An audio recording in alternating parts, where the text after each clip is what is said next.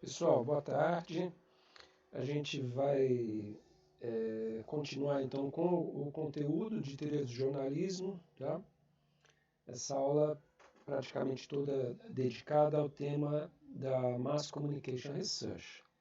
A gente vem então de duas aulas onde a gente entendeu a gênese das teorias do jornalismo, entendeu uma série de problemas que a sociedade de massa começa a colocar e que papel que o jornalismo, a comunicação teriam que desempenhar nessa sociedade para contornar alguns problemas dessa sociedade, principalmente em relação à instabilidade das massas e uma série de perigos que foram identificados com a situação da sociedade de massa, né? E a gente viu então que surge um bloco de teorias que se chama teorias administrativas, que vão tentar, de alguma maneira, responder essa demanda. Tá? Então, agora, o que acontece? A gente começa a entrar nas escolas. Né? A gente já viu, na verdade, a escola de Chicago, o método empírico, né? E a gente começou a falar de uma segunda escola de métodos empíricos, que é caracterizada pelos estudos do funcionalismo, né?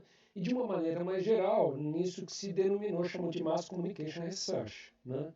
Que começa lá com Lasswell, com aquelas perguntas e tudo mais, né? Que ele esboça inicialmente a respeito das guerras mundiais e a respeito das eleições, né? Como é que ele vai fazendo o estudo dessa sociedade de massa nesses momentos e da comunicação nesses momentos específicos em que a comunicação serviu meio que para dar o norte, para orientar as coisas. Tá? No livro do Matelar, inicialmente, há um aprofundamento desse tópico, né? Em que ele vai falar do Lasswell, né? E em que ele vai deixar muito claro a visão dele de que esse instrumento que essas teorias criaram passam a ser uma tecnologia de gestão governamental das massas e das opiniões das massas, né? da chamada opinião pública, de maneira geral, e suas várias segmentações, etc. Né? E no livro, quer dizer, o Lasso vai dizer que essa tecnologia ela começa a se disseminar muito e começa a ser muito praticada porque ela é uma tecnologia de controle das massas mais econômica do que a violência, né? Quer dizer, você pode controlar as massas por intermédio também de polícia, de exército, de pancadaria, mas é mais econômico você controlar as pessoas por intermédio do convencimento, daquilo que se denominou a administração das massas, né? E eu sempre acho engraçado, eu cito essa passagem do Matelar, porque ele cita também a corrupção como uma técnica de governo. Né? Então, assim, é mais barato também gastar com propaganda do que gastar com corrupção. Né? Quer dizer, corrupção nas várias esferas, né? Desde a corrupção política até a corrupção de um povo inteiro. Você libera um dinheiro qualquer aí para as pessoas, libera fundo de garantia. São instrumentos de persuasão, de manipulação das massas, que o governo vira e mexe, utiliza, mexe numa taxa cambial, facilita viagens e tal. Isso tudo é corrupção, né? No sentido de que você está dando alguma vantagem para pessoas que, a partir do momento que recebem essas vantagens, provavelmente vão concordar com suas ideias, com seus projetos. Né? Mas, de uma maneira geral, então a propaganda vai utilizar e vai ocupar esse espaço. E aí eu só queria fazer um breve parêntese, né? Que é a questão desse conceito de propaganda. Tá? Não é a área de vocês, mas existe uma diferença conceitual entre propaganda e publicidade. Tá? A publicidade são uma série de instrumentos técnicos, como o anúncio, fazer campanhas, produzir peças, etc., desenvolver planejamento de campanha, né? Tentar, enfim, desenvolver estratégias de marketing. Né? Isso tudo está no campo da publicidade, que é uma área específica, inclusive, da formação da comunicação social. Né? Você tem o jornalista e você tem o publicitário. Né? Então, a publicidade é essa profissão, digamos assim, que usa desses meios e das campanhas publicitárias, etc., para fazer o quê? Fazer propaganda, né? Só que propaganda é um tema mais amplo. Tá? A propaganda, de maneira geral, vem da ideia de propagar, ou de você divulgar coisas, né? De você fazer com que as pessoas tomem conhecimento de que coisas existem. Então a propaganda, ela não é só propaganda publicitária, ela pode ser uma propaganda ideológica, por exemplo, ela pode ser uma propaganda política, ela pode ser uma propaganda também de cunho informativo, social, quer dizer, você anunciar medidas de prevenção profilática contra o coronavírus, tudo isso é propaganda, né? E aí, dentro desse espectro amplo, desse conceito de propaganda, evidentemente o jornalismo é também um instrumento de propaganda.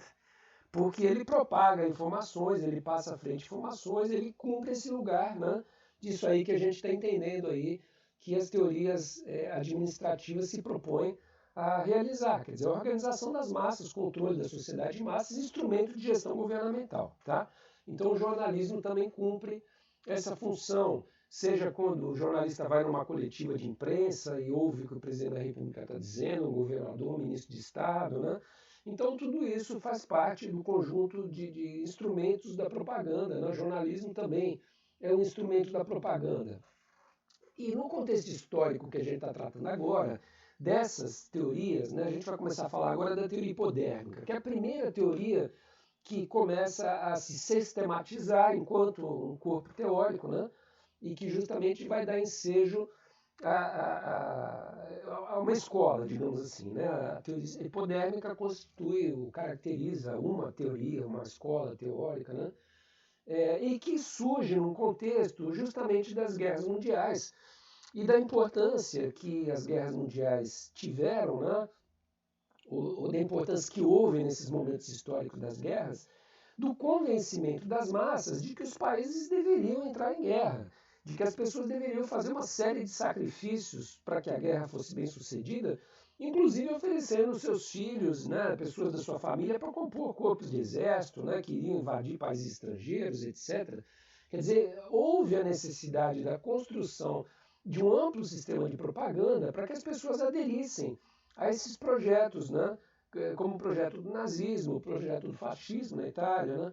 Então, é aí que a propaganda passa a ser uma tecnologia não só de administração das massas, no sentido interno, de fazer com que a sociedade comercial capitalista funcione, etc., mas também no sentido de envolver grandes contingentes humanos, grandes massas humanas, em movimentações como uma guerra mundial, né, em que as pessoas tinham que ter algum vínculo mínimo que fosse ideológico para pegar um fuzil na mão e sair defendendo certos valores e matando gente. Né? Quer dizer, havia então uma propaganda de guerra, havia uma propaganda de guerra extremamente eficaz, né?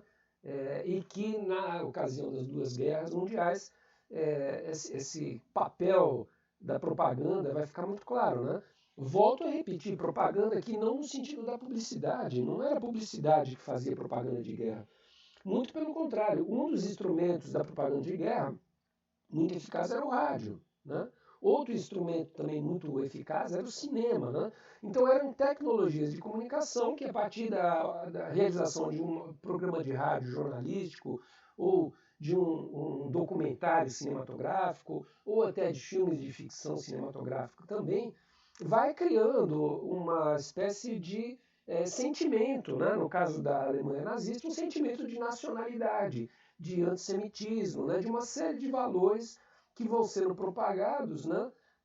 Por intermédio desses meios de comunicação e que vão resultar nas guerras. Quer dizer, o grande ponto da teoria hipodérmica é o seguinte: não existe dúvida de que a coisa funcionou, porque a coisa resultou numa guerra mundial em que as pessoas estavam envolvidas com pensamentos ou com estruturas de pensamento que davam legitimidade para que aquilo funcionasse. Para que o soldado com um fuzil na mão não desertasse, não traísse seu país, não, né, se voltasse contra ele. Isso tudo é muito estudado, é muito historicizado pela teoria hipodérmica, quer dizer, o que aconteceu nesses momentos, né? Por exemplo, na Alemanha, quer dizer, é quase no término da Primeira Guerra, que foi de 14 a 19, né? Então é 1918, 19, que o imperador alemão, a Alemanha na época era um império ainda, não era uma república, o imperador alemão cria a UFA, né? Que seriam os estúdios cinematográficos alemães próximos a Berlim, Potsdam, né? Quer dizer, o investimento violento de dinheiro na produção cinematográfica, porque os alemães estavam percebendo que a Alemanha estava perdendo a Primeira Guerra por causa da propaganda anti-alemã, anti-germânica, principalmente em filmes americanos que vinham para a Europa, né, e passavam em salas de cinema. Na época não tinha televisão, quer dizer, o cinema era a grande fenômeno de comunicação de massa, assim, onde as grandes massas se reuniam. Existiam grandes salas de cinema com lugar para 2, 3 mil pessoas. Eram o que se chamavam os palácios cinematográficos. Alguns deles contavam até com orquestras sinfônicas que musicavam os filmes mudos na época, né? Quer dizer, criavam uma trilha sonora. Né? Vocês devem conhecer o Metrópolis, por exemplo, os grandes filmes da produção alemã desse período cinematográfico, né? E que é um período, então, que o cinema passa a ser visto como uma arma de guerra. Né? Por quê? Porque ela convence as massas a se engajarem nas causas. E é muito comum a interpretação de que a Primeira Guerra Mundial foi perdida pela Alemanha porque o cinema americano, o cinema francês, conseguiram divulgar uma imagem tão negativa dos alemães na Europa inteira que em qualquer lugar que um soldado francês chegasse, ele recebia apoio do povo, da população em geral, davam comida para ele, ajudavam e tal, não sei o quê.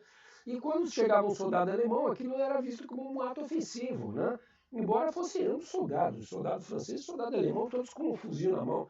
Mas a recepção era totalmente diferente, quer dizer, em vez de darem naturalmente comida para esses caras, oferecer estadia e tudo mais, muitas vezes esses caras eram recebidos à bala, quer dizer, os civis mesmo se revoltando, quer dizer, cria-se um ambiente anti-germânico que vai ser determinante na Primeira Guerra, e inclusive um ambiente anti-germânico dentro da própria Alemanha, quer dizer, uma série de instrumentos que vão minando a ideia de que o governo de um imperador é um governo que deva subsistir, que é a forma correta. Então, pensamentos republicanos começam a se insurgir contra a política de guerra do imperador. Né? Quer dizer, há toda uma tentativa de minar as bases de sustentação da Alemanha na guerra por intermédio de uma contra-propaganda que é realizada pelos americanos. Né? Então, isso começa a ser uma tecnologia que passa a ter bases teóricas para definirem como que isso deve ser feito, etc, etc. A primeira tecnologia, quer dizer, é o desenvolvimento de uma teoria que explique como é que essa coisa funciona. Tá?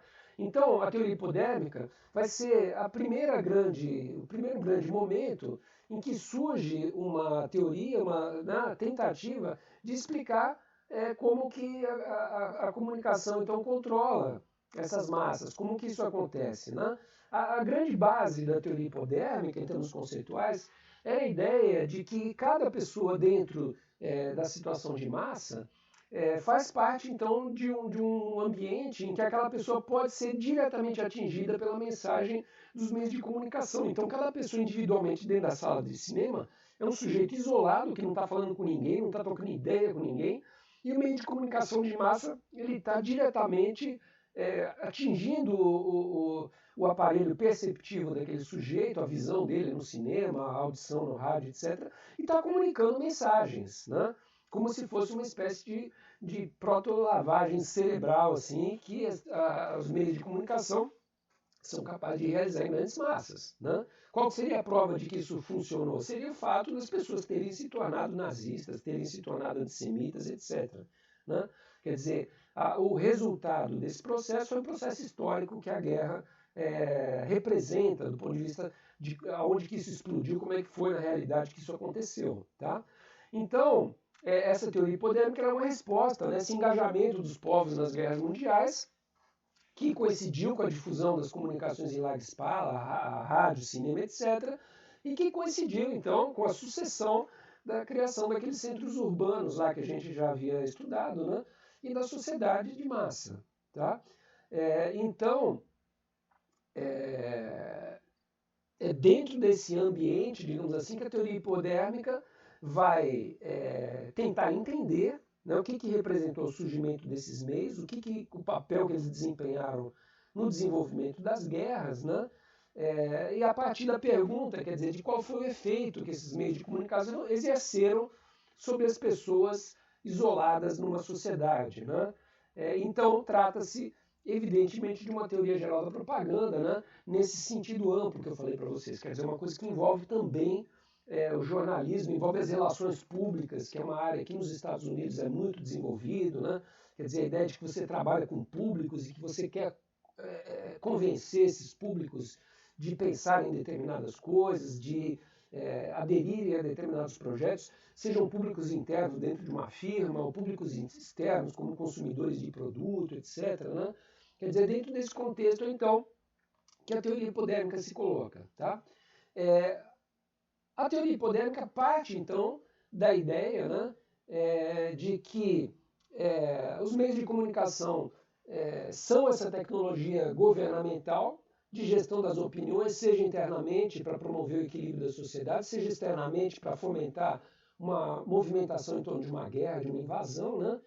E aí, nesse sentido, quer dizer, o Laswell, dentro da teoria hipodérmica, vai definir a mídia como uma técnica neutra, que pode ser utilizada tanto para o bem quanto para o mal. Quer dizer, essa perspectiva da teoria administrativa em geral, que é formulada pelo Laswell na teoria hipodérmica, de que os meios de comunicação são neutros do ponto de vista ético. Quer dizer, não é no meio de comunicação que está o problema. Pode ser que o conteúdo que ele veicule tenha algum problema, né, do ponto de vista ético, mas o meio de comunicação em si é simplesmente uma técnica como o exemplo, se não me engano, Matelar dá uma roldana, um negócio que você gira e que movimenta uma manivela, que movimenta uma engrenagem qualquer. Quer dizer, seria uma coisa tão inofensiva quanto uma roldana, mas que justamente nesse lugar que ele é apropriado, né, pelos governos, quer dizer, ele pode seguir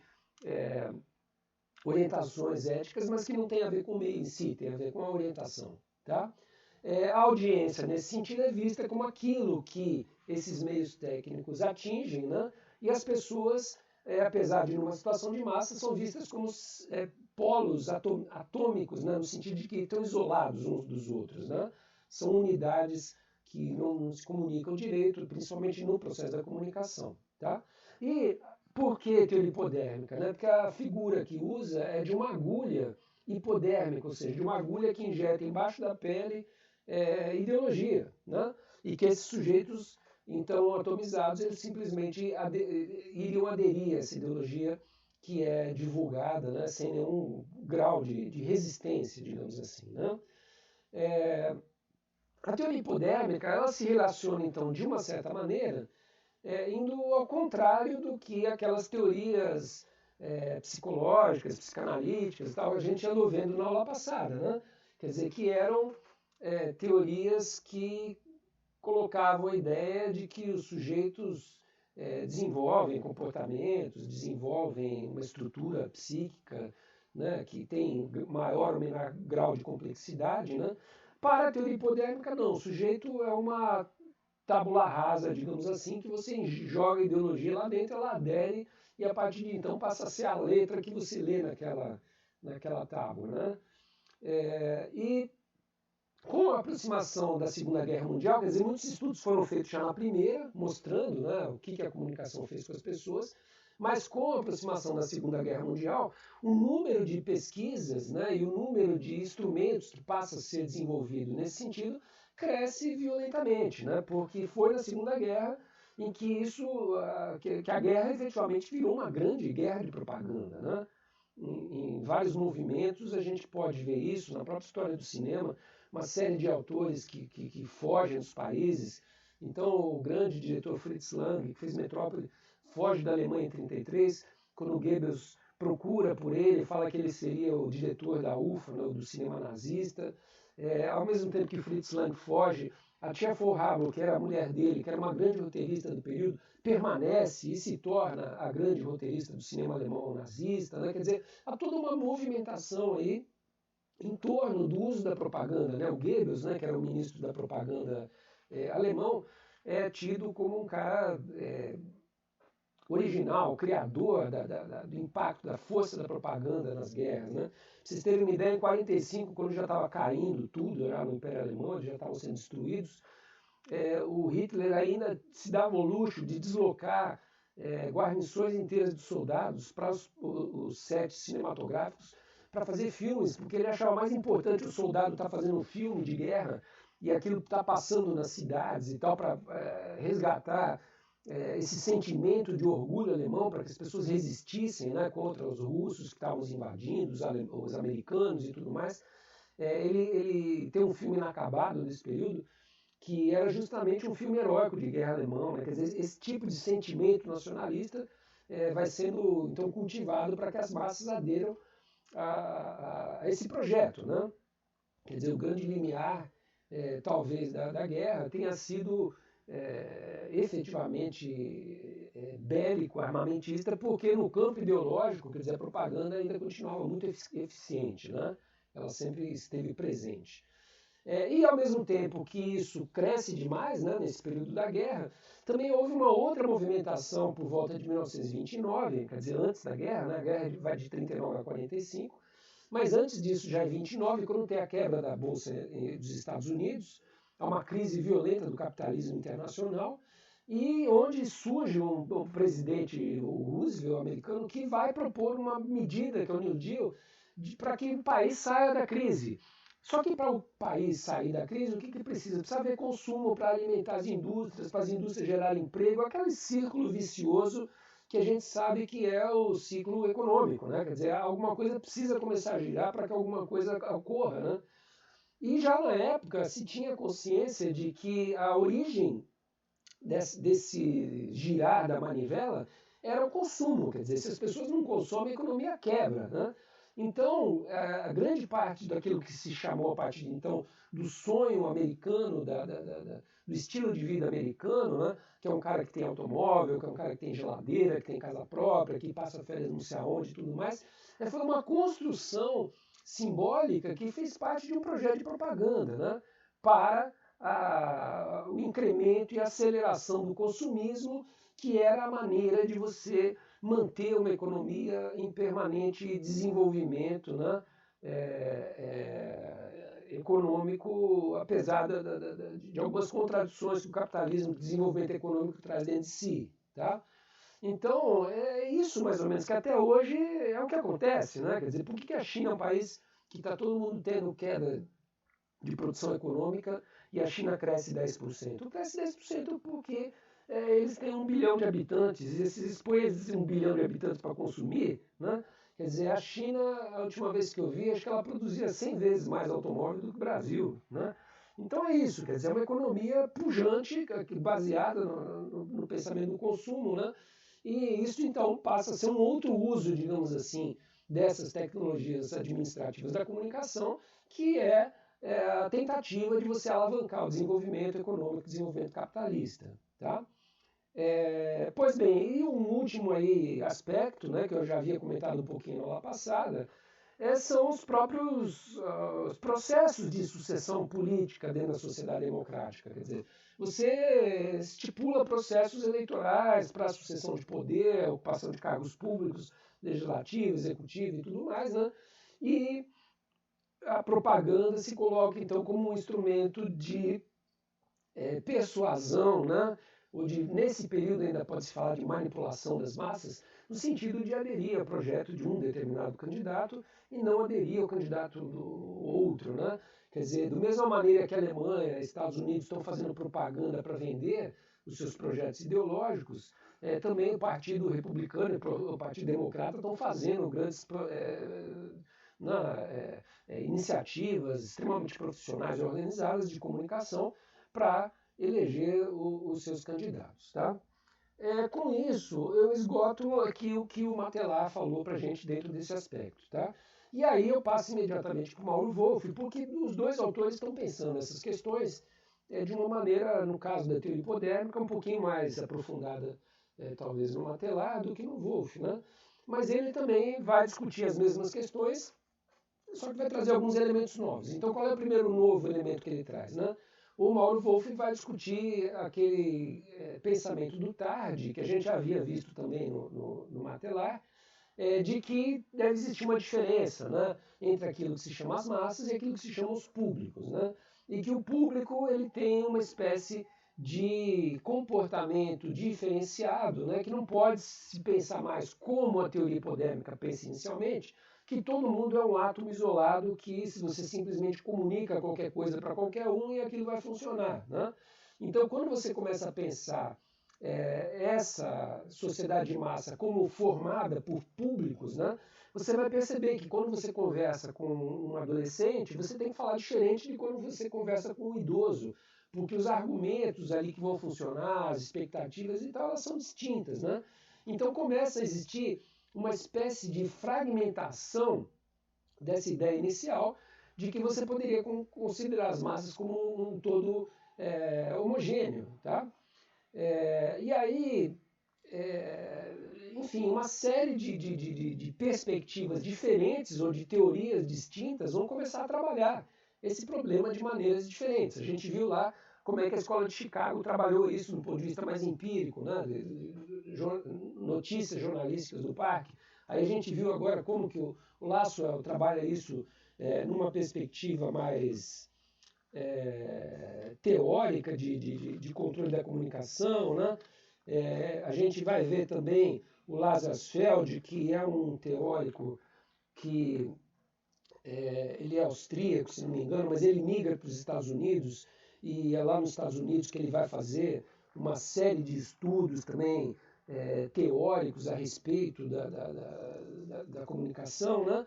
Mas justamente o que vai diferenciar essa passagem do Lasswell para o Lazarsfeld é essa diferença, né? De que para o Lasswell era tudo uma massa indiscriminada e o Lazarsfeld já vai pensar dentro dessa perspectiva de que tem públicos e cada um tem características diferentes, etc. Né?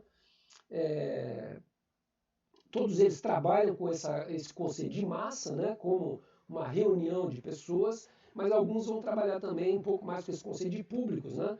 Para poder esmiuçar, digamos assim, fazer trabalhos mais específicos, né? Em relação a essa diferenciação. O Blumer, que é um autor que o Mauro Wolff vai citar, ele é um cara que trabalha, teoricamente, essa ideia do isolamento do indivíduo, né? Que quer dizer, que seria uma espécie de pré-requisito do funcionamento da teoria hipodérmica, da maneira como a teoria hipodérmica acha que a comunicação funciona. Então ele é um cara que vai valorizar essa perspectiva, né, de que, enfim, a organização social ela conta com o isolamento dos indivíduos, né, que esse indivíduo ele é atômico, ele está isolado, que seria uma espécie de pré-requisito básico, né, para que a comunicação funcionasse do jeito que as teorias hipodérmicas constataram que ela funcionou nos episódios da Primeira e da Segunda Guerra Mundial, mas também nos processos eleitorais e também nos processos do desenvolvimento econômico do modo americano de vida. Tá? Aí as perguntas do Lasswell, né? Quer dizer, a gente já viu anteriormente quem diz o que através de canal com que efeito, só que o Mauro Wolff frisa que dentro dessas quatro perguntas, o com que efeito foi o foco das teorias hipodérmicas, né?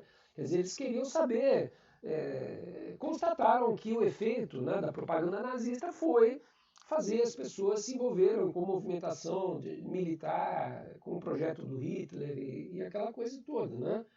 Então, num certo sentido, quer dizer, esse indivíduo isolado, ele se colocava à disposição dos meios de comunicação como um sistema nervoso se coloca à disposição dos estímulos que ele recebe, né? Então, do mesmo jeito que eu abro o olho e vejo, eu começo a prestar atenção e ouço, né? Então, os meios de comunicação, eles invadem, né? Eles ocupam esse lugar da percepção do sentimento nervoso, dos nervos, né? Da sensação, por intermédio disso, manipulam, então, as pessoas, né? A garantia, então, de que se alcança o espírito, o efeito que se quer, né, quando a mensagem é passada, é justamente o fato de que isso atua diretamente no sistema nervoso e injeta ali a ideologia dentro desses sujeitos isolados. Tá? Já quando se pensa numa perspectiva do público, dos públicos, né? Quer dizer, não mais esse sujeito atômico isolado, mas sim públicos de leitores de revista esportiva, o público dos frequentadores de teatro, né? Já começa a se perceber uma espécie de percepção seletiva em relação ao conteúdo que é ofertado. Evidentemente, a recepção que um alemão vai ter de um filme nazista vai ser diferente da que um judeu alemão vai ter do filme nazista, né? Quer dizer, começa a surgir algum questionamento, né, com essa ideia de públicos, de que talvez nem todo mundo esteja com o sistema nervoso totalmente disponível para os meios de comunicação escreverem o que eles bem entendem. Né? Quer dizer, que podem existir resistências, que podem existir fatores, digamos assim, que têm que ser levados em conta no momento em que a gente faz uma intervenção dessa de comunicação, que a gente propõe uma coisa dessa, né? Mas basicamente aí então vai começar a surgir um leque de teorias que vão tentar entender quais são os aspectos de sucesso, né? A teoria básica, né, da teoria hipodérmica diz que não, que o sujeito é apanhado pela propaganda e pode ser controlado, manipulado, levado a agir, faz o que bem entender com cada um, né? A partir desse modelo de estudos do Lasswell, né? Mas já vão começar a surgir outras perspectivas, né? Então, por exemplo, essa segunda abordagem, aí, que é a abordagem empírico-experimental, da persuasão. Como é que funciona essa perspectiva, né? Ela é uma perspectiva empírica. Então, ela, em vez de achar que as pessoas estão sendo manipuladas pura e simplesmente pela apresentação do sistema nazista, ela vai querer entrevistar pessoas, né? Ela vai fazer aquilo que modernamente, hoje em dia, a gente chama dos grupos de foco, né? O focal group. Quer dizer, você reúne 30 pessoas dentro de uma sala, coloca uma câmera lá e um entrevistador, e começa a perguntar para as pessoas, olha, se você assistiu a propaganda da Coca-Cola, o que você achou da cor verde simbolizar o refrigerante com estévia, com aspartame, com... você acha a cor adequada? Quer dizer, começa uma abordagem empírica experimental como se fosse um pequeno laboratório, né, de experimentação, em que, em vez de colocar ratos lá e ver como é que eles estão se comportando, então você está colocando pessoas, né, e está vendo como elas estão se comportando. Né? Então é um tipo de abordagem que vai ter uma influência de origem muito forte das teorias behavioristas, das teorias que estudam comportamento, e que são teorias psicológicas que começaram justamente estudando os seres mais primitivos, ratos e bichos e tal, né, que reagem a certos estímulos, né, e imaginando que o ser humano seria, dentro de uma linha de continuidade, algo que também, ou alguém que também reage a estímulos e tal. Então começa a se estudar quais são os estímulos que dão certo, né? Junto àquelas pessoas. Vocês estão vendo agora teste de vacina de coronavírus, pega um grupo de teste lá, um grupo que toma vacina, um grupo que toma placebo, e aí você vê se os caras, daqui a um mês, os caras que tomaram vacina, como é que estão os anticorpos, se eles vão pegar doença, se não vão, os caras que tomaram placebo também não. Ou seja, isso é uma abordagem empírico-experimental, tá? que vê como que as pessoas reagem à vacina. No caso, esse estudo da teoria da comunicação, ele está preocupado com a reação das pessoas em relação ao jornalismo, em relação ao que é noticiado, em relação ao que é falado na novela, né? Quer dizer, é justamente isso que vai caracterizar essa abordagem empírico-experimental que surge nesse período dos anos 40, com base nessa ideia de que tem públicos distintos. Então a gente tem que começar a segmentar. O público classe A pensa diferente do classe B, o gênero masculino pensa diferente do feminino, pensa diferente dos vários gêneros aí. Quer dizer, a gente tem que entender cada pedacinho da complexidade da sociedade para conseguir entender melhor como se dá o processo de comunicação em cada um desses públicos e como que a gente vai ter o melhor estímulo-resposta, digamos assim, em termos de controle dos comportamentos. Né? A gente quer controlar as massas, mas vamos controlar as massas a partir de uma abordagem customizada, digamos assim, para quem tem que ser falado isso, para quem tem que ser falado aquilo. Né? E tudo isso vai ser testado, então, em laboratório, e dentro do laboratório você vai ter testes que as pessoas vão lá para experimentar um novo produto, tem testes de pessoas que vão assistir uma propaganda e vão dizer se gostaram ou se não gostaram da propaganda, o que eles entenderam daquilo, o que aconteceu quando a situação foi exposta, né? Quer dizer, você tenta testar numa escala pequena aquilo que depois você vai divulgar nos meios de comunicação de massa, gastando fortunas de mídia, né?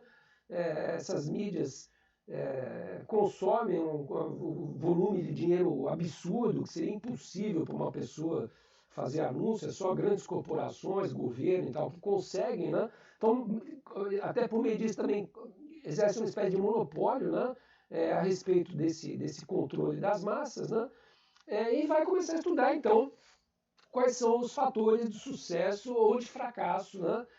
A partir desse ambiente fechado, né? Mas também, de vez em quando, analisando coisas que aconteceram numa eleição ou numa campanha que foi para as ruas e que deu errado, que não aconteceu o que se imaginava, né? Então, tentando aprimorar por que as pessoas pensaram aquilo daquele jeito, né?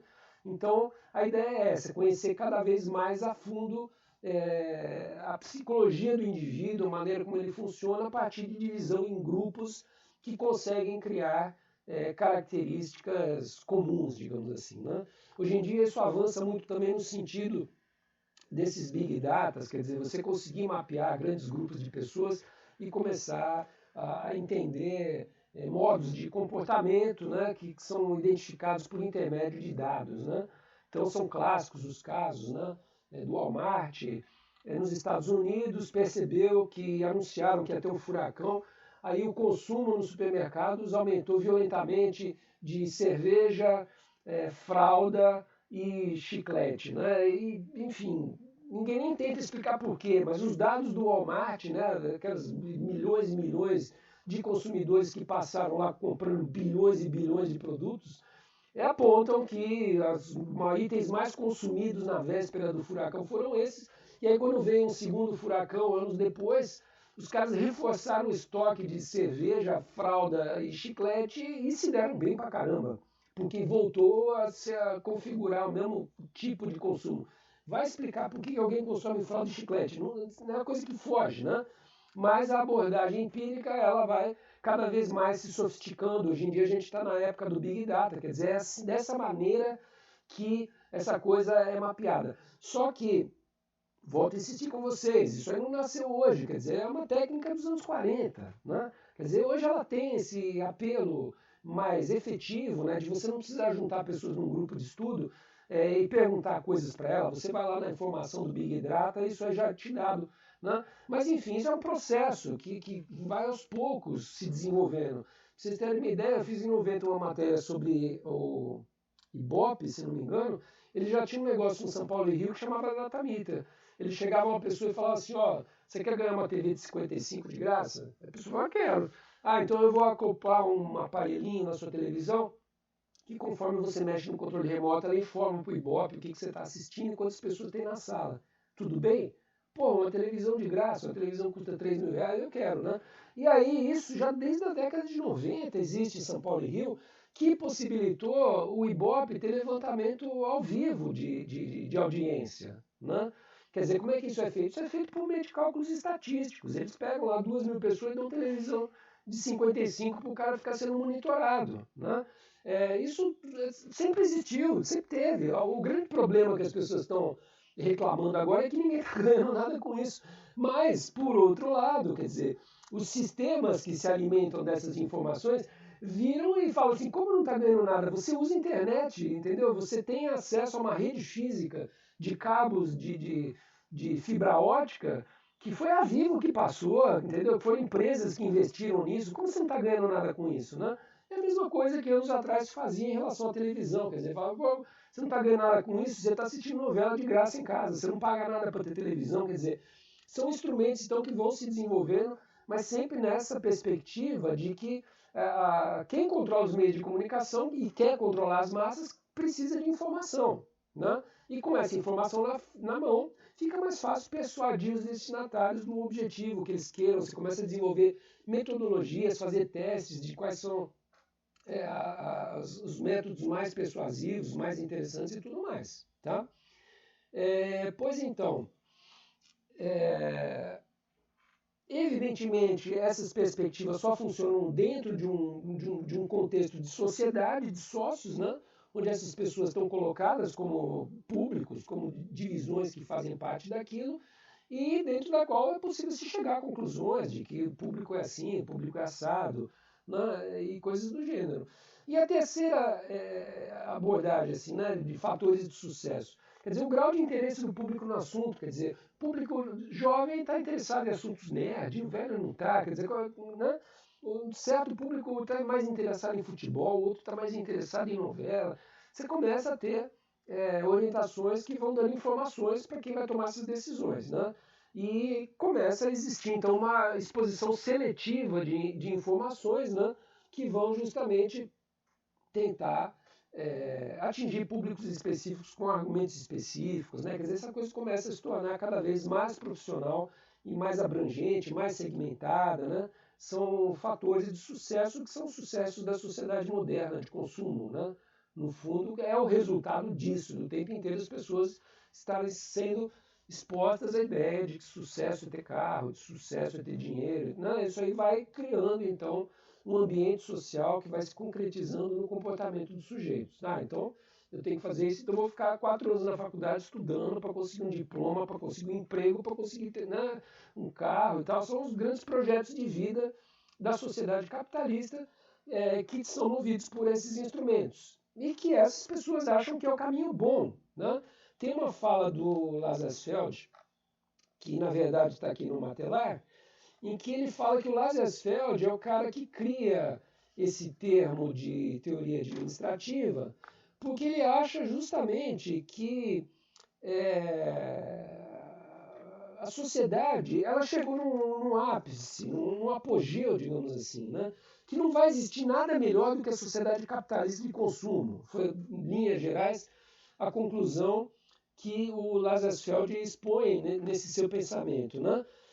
E que por isso, quer dizer, contra uma pesquisa crítica de coisa de comunista, que quer dizer que tem desigualdade, que tem salário pior e tudo mais, ele reivindica uma teoria administrativa. Isso está num escrito dele de 41, né, que Matelat cita aqui, dizendo que tem que existir esse lugar de um administrador preocupado em aperfeiçoar os instrumentos úteis e operatórios para controle da mídia, né? Dentro dessa perspectiva neutra, né, que agora há pouco eu já tinha comentado ali com vocês. Quer dizer, é uma espécie de ciência de uma sociedade, né, que tem por objetivo a construção de uma sociedade melhor. Quer dizer, é uma perspectiva generosa, digamos assim. Né? Diriam os da teoria crítica que é uma teoria ingênua, né, que deixa de lado o fato de que 5% da população tem 95% da riqueza. Aí daqui a pouco a gente vai ver o outro lado dessa história. Mas por enquanto nós estamos nessa teoria, que é a teoria que então vai desenvolver dentro dessas perspectivas, né, que tem que existir uma exposição seletiva, uma predisposição de pessoas a certas coisas, a memorização também é seletiva, tudo isso vai se descobrir, né, e aí vai se tentar escrever uma tabuinha de regra de fatores de sucesso que o comunicador social tem que cumprir. Então o jornalista tem que ter credibilidade, né? E, evidentemente, você vai acreditar muito menos no que fala, um ratinho do que no que fala o William Bonner, né? Então, começam a surgir esses critérios. A ordem da argumentação, quer dizer, começam a ser feitos estudos teóricos de como que é melhor você convencer a pessoa. Então, por exemplo, para pessoas que já estão convencidas do que você acha, é melhor você expor diretamente o que você acha, mesmo porque ela já concorda. Já alguém que é contra, é melhor você falar um pouco contra para depois você inverter a tua lógica de argumentação e mostrar que é você que está certo. Né? Então começou a existir estratégias retóricas que remontam a textos até de Aristóteles, lá de 300 a.C., que vão mostrar como argumentar, como convencer os outros as coisas. Né? Então, estratégiazinhas, mau grau de instrução, não são convencidos pelos argumentos. Quer dizer, o cara com mau grau de instrução é difícil de você convencer do que o cara que tem menor grau, né, de instrução. E o cara de menor grau de instrução, se você mostrar argumento demais, o cara não entende. Quer dizer, então começam a se explicitar as conclusões de uma série de resultados aí que essa teoria chega.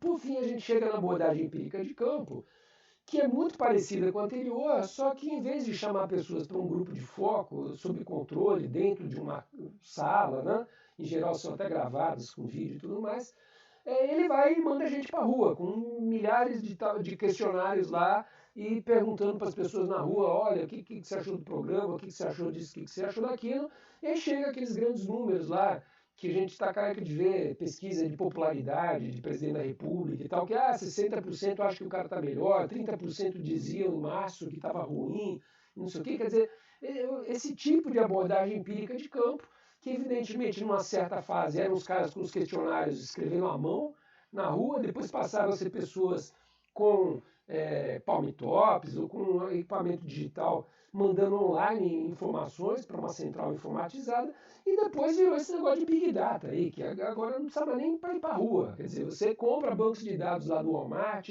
do Credit Card e tal, e você consegue montar grandes bancos de dados com comportamento de consumo, com comportamento de reação em relação a coisas. Você compra um banco de dados do UOL para ver quantas pessoas clicaram nas matérias e quais matérias foram mais clicadas, quais foram menos.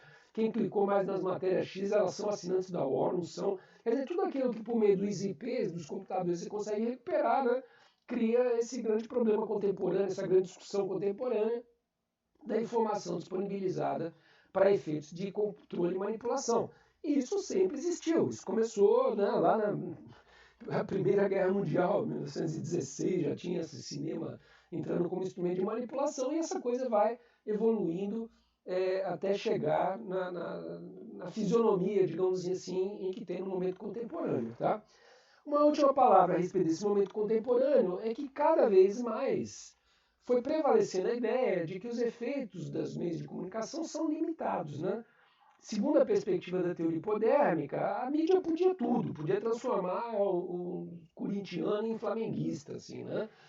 O desenvolvimento de instrumentos, a reunião de séries históricas, de dados, etc, etc, vai começar a apontar que o cara não muda de time de futebol no meio da vida, ou muda no máximo uma vez, né? Quer dizer, não adianta a mídia ficar dizendo que o time de futebol é maravilhoso e tal, não sei o que pode ser até que alguém vire bandeira, mas não tantos, né? E, enfim, que existem limitações para esses efeitos, né?